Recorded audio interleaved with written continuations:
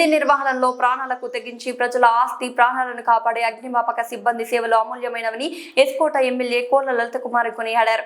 మంగళవారం ఎస్కోట మండల కేంద్రంలోని అగ్నిమాపక కేంద్రంలో నిర్వహించిన అగ్నిమాపక వారోత్సవాల కార్యక్రమంలో ఆమె ముఖ్య అతిథిగా పాల్గొన్నారు.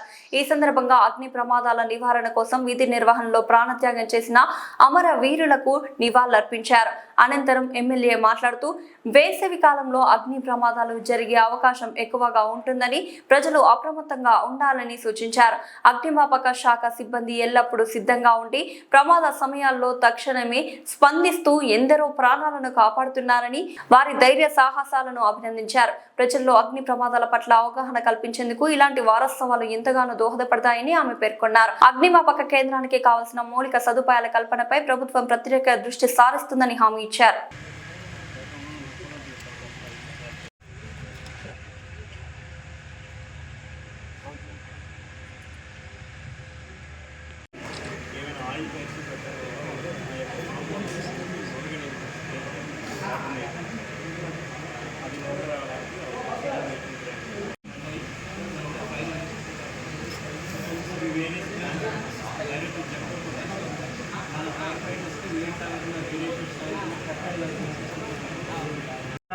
ఎక్స్పోర్ట్ అగ్నిమాపక కేంద్రానికి విచ్చేశారు. అయితే ఈ సంవత్సరం అమరులైన వారి పేర్లు నేను చదువుతాను. చదివిన తర్వాత పుష్పగుచ్చాన్ని మేడం గారు మన అమరవీరులకు ఇచ్చిన తర్వాత అందరూ 2 నిమిషాలు మౌనం పాటించవచ్చు.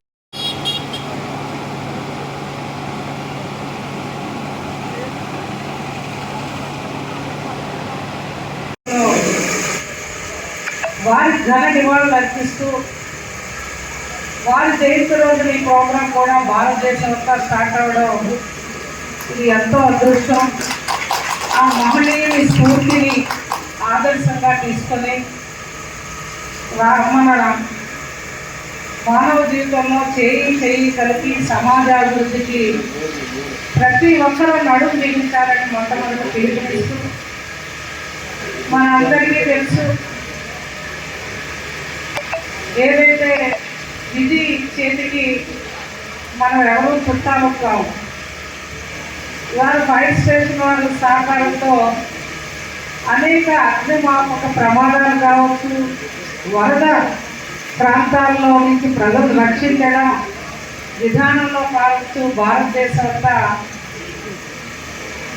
భగవంతుడి తర్వాత భగవంతులు ఎవరు అంటే విధి వశాత్తు నుంచి కాపాడిన మన అగ్నిమాపక సిబ్బంది వారిని చెప్పి మనం అందరం కొనియాడుకో.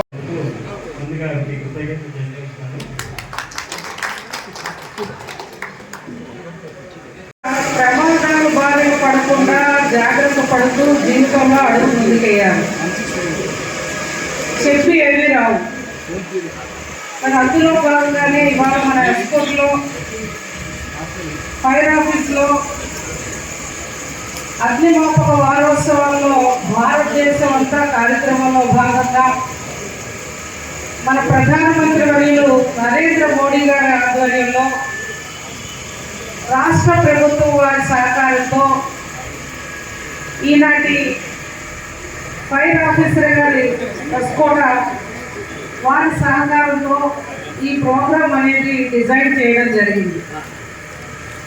మరి కార్యక్రమానికి ముందు వేదికపై ఉన్న నాతోటి ప్రజా